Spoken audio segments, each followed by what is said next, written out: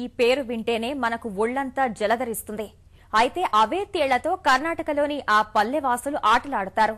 చేతులు, ముఖం, మెడపై వేసుకుని సరదాగా వాటితో గడుపుతారు. తేళ్లను దేవతలుగా ఆరాధిస్తారు. వాటి కోసం ఏకంగా గుడినే కట్టారు.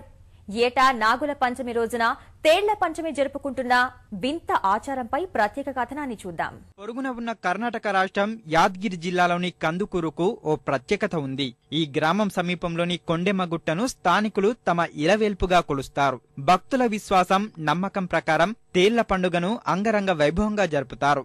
దేశమంతా నాగుల పంచమి సందర్భంగా నాగదేవతకు పూజలు చేస్తే వీరు మాత్రం తేళ్ల గుడికి పిల్ల పాపలతో వెళ్లి నైవేద్యాలు సమర్పిస్తారు.